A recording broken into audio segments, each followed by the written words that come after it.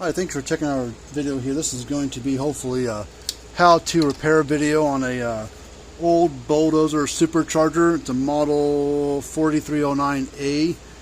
So kind of a turquoise green color metal case. It looks really nice for being almost 50 years old, give or take.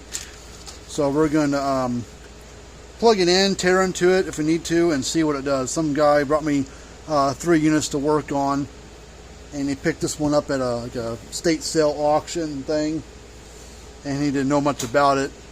So he brought me 2 to work on. He's had this one too. Well, working all this stuff, so maybe you can fix this one.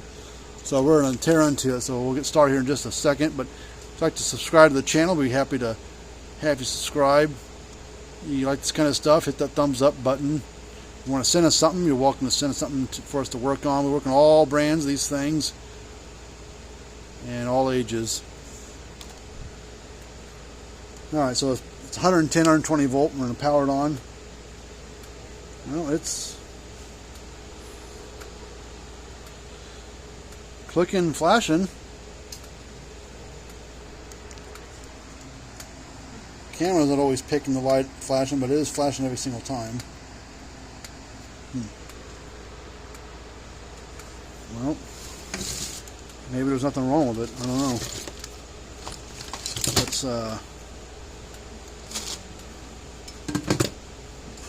turn it off for a second, hook the leads up, plug it back in, see if what it does. Well, it seems to be working fine here. I mean, it's putting out over 10,000 volts out of the thing.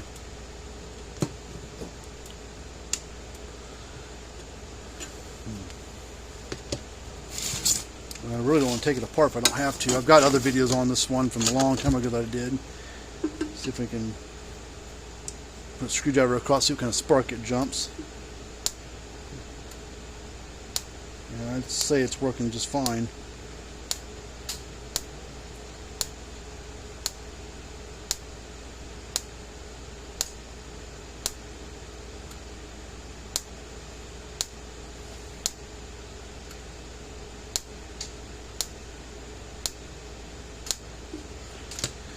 Yeah, I don't see anything wrong with it.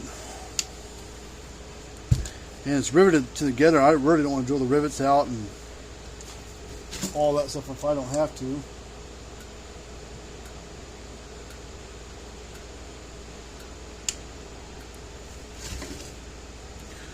Because it's a pain to get apart. The rivets you got to drill out. And not like a Parmak, old metal ones, you can drill them out pretty easily. These, if the rivets were backwards, which is hard to do, it'd be easier to drill them out, but the drilling through these or putting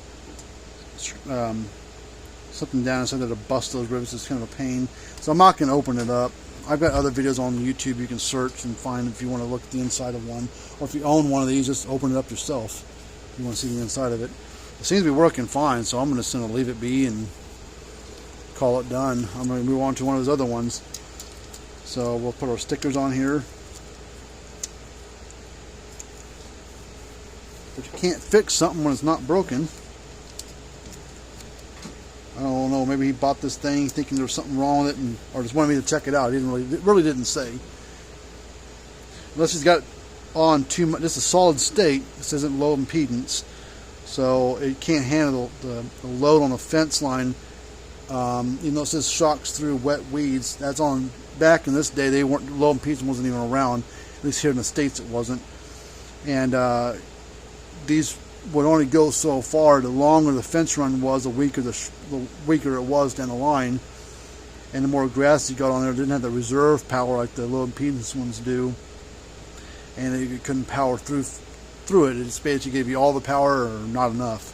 So maybe it's got too much fence hooked up to it, dragging it down, or he's got too much growth or shorts on his fence dragging it down.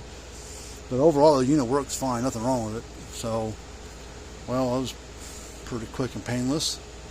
So, but we'll work on his other 2 units and see what he wants to do with those 2, and we'll go from there. So hopefully, like this kind of stuff. If you want to subscribe to the channel, we appreciate that. And we put videos up on YouTube sometimes daily. usually weekly or every few weeks we'll put a couple videos here and there out. But I've got 650 plus videos on YouTube, so of all sorts of brands and models and things. So if you do a search on YouTube, you'll find a video of ours for a fence charger of any make or model. So until next time, we'll see you later and have a good day.